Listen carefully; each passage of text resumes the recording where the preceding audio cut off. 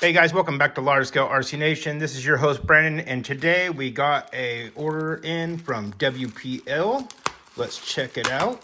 So what we ordered today is the WPL wheel weights, and these are going to come in a single pack, as you see here, a 4-pack for your 4x4s, and a 6-pack for your 6x6s. I did think that they came in a 2-pack, but it was just 2 pieces, so it was a little misleading on the website, but that was my bad. I really don't need any weight in the rear as it's pulling the trailer. What I do need this for, though, is going to be the front end. As I said, it's light on the front end, so the front end is going to slide a little bit when you're turning, so we're going to add some wheel weight. We will pop these on the scale and check our actual weights added prior and after. So we're going to start by removing the front tire.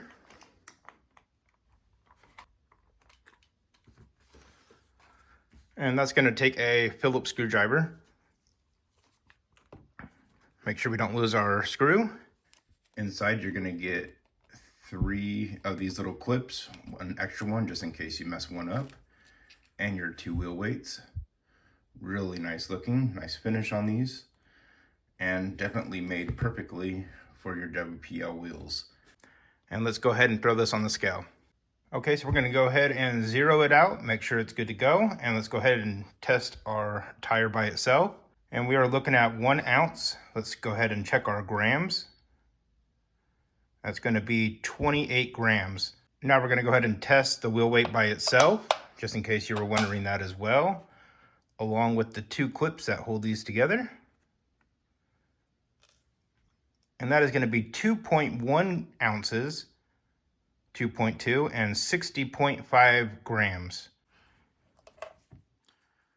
So these do look very nice, well made, good quality product. Just gonna separate our rim and tire. Thank you WPL for not gluing these. If you do ever need to unglue your tire, all you need to do is soak it in some boiling water, which will loosen up the glue and will not ruin your rim or tire. That's a little fun fact. The tools needed to perform this task is a Phillips screwdriver. To remove the screw from your wheel off of your rig, you will need a set of pliers or a pair of channel locks, or you can use some needle nose pliers, but I do recommend using something that is going to have a little bit more width to get around it compared to a needle nose pliers. So here you can see you're running them on the outside. So let's go ahead and jump into this install. We will start by removing 2 of the clips out of the bag and saving the extra one off to the side. So we will start by placing the 2 halves together on the rim. This is going to make it a little bit easier for you to hold it while you put these on. Next, we're going to take these, what I'm going to consider a staple, as it looks like one, and we're going to place it in, make sure that the notch is lined up in the hole, and we're going to press the plier right on the edge of the staple. So now you're going to hold it with one hand, place your pliers underneath, and just press it down off to the side so you have room to hold it and press it in. As you can see, it went right in there. The next thing that we're going to do is we're going to lift it up and place it over into the other hole. And you want to make sure that it is pushed into the hole right here and lined up. Once you have it lined up, make sure that you press on the edge, not the center, as this will bend. So go ahead and press that in.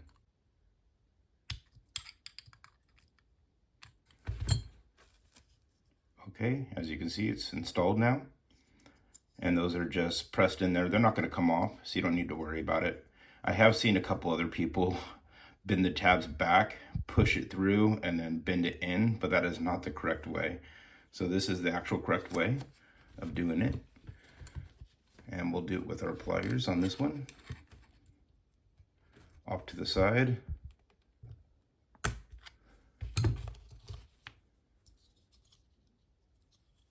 Okay, that's in there. Now we're gonna pull it up and over again. Make sure that it's pressed into the slot right there. And go ahead and press down again. And there you go.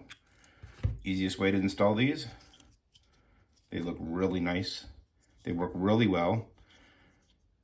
I know some people are wondering if it's gonna impede by this lip sticking up so high into the tire, but no, it's been tested before.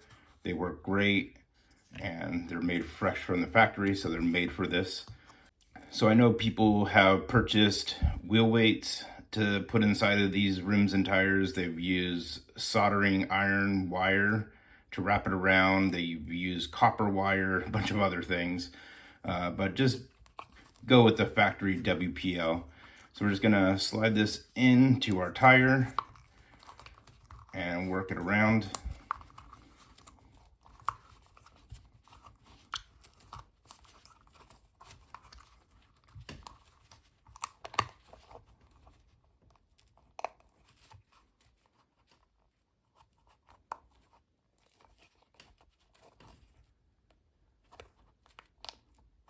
Okay, there we go. Freshly installed. Now let's put this on the scale.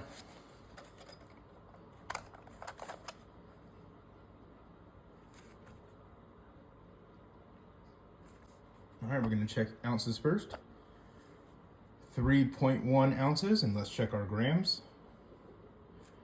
And 88.588 grams. All right, so definitely added some weight, and we're gonna times that by 2, which is gonna be 176 grams. And as far as ounces, that'd be 6.2 ounces. Now let's go ahead and install it back on the truck. Simple enough.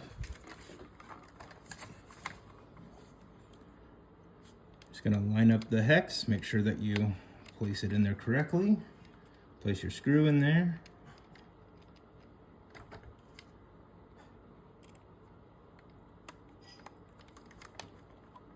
And remember, you're threading into plastic if you don't have the metal upgrade. So just make sure that you don't strip it out.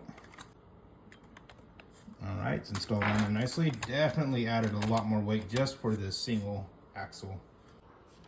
Okay, we just did the one side so far, but it definitely added a lot of weight. I don't think we're gonna even need to mess with the suspension unless you wanna lift up the rear end a little bit. But just adding the one so far definitely added a lot more weight. I'm gonna go ahead and do the other side, and we'll take it for a little test run.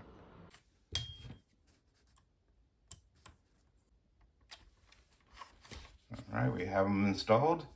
I can really feel a huge difference in weight in this front end now. Now it feels really beefy and heavy, and it's gonna be able to add more traction to our front end. It's gonna have a lot more bite when making our turns due to this heaviness. Wow, man, that feels so heavy. I love it. So just a couple quick tips. Just make sure that your tread pattern is going all the same direction. That way they're on properly and it looks clean. And you're also gonna wanna make sure that you put a beaded glue all the way around the inside and the outside of the tire. That's not only gonna keep any dirt and debris out of your tires, but it's also going to add a lot more performance to your vehicle so you don't have wheel spin as your tires are sitting there when you're trying to climb rocks or do any type of trailing or anything like that. You're gonna get the best performance out of your tires. That way you have the best traction and it won't reduce any of the performance. So just do yourself the favor, make sure that you glue them down. If you need to remove the glue, as I said before, you just throw it into a pot of boiling water. Not only is it gonna clean your rims and tires, but it will break down the glue. It will not ruin your rim at all. And then you can throw on your fresh tires and glue them back down. So just do yourself a favor and do that. You've probably seen multiple YouTube videos, people running, rock climbing and trailing, and they have wheel spin because they never glue down their tires, and then they're not gonna have the best performance because they didn't do that simple little task, which is probably the most important thing when doing any type of racing, climbing, anything like that. That's why all guys run B-locks and everything else like that. All right, guys, let's go ahead and give this a little test run. I can definitely feel the performance on this. I guess you can visually see it more than feel it, I guess you would say. But wow, it definitely turns a lot better. Before it was kind of just gliding the front end around, and now it's actually digging in and making the correct turns. That's working great. So this is a very cheap upgrade to do on your B36-3 or any other truck that you can use for trailing or climbing. It's going to add some lower center of gravity and add some weight towards the bottom end of your vehicle, which is going to make it plant its tires down onto the type of pavement or dirt or rocks or whatever else that you're trying to get traction on. But the traction is definitely a heck of a lot better on this. I'm really impressed with it.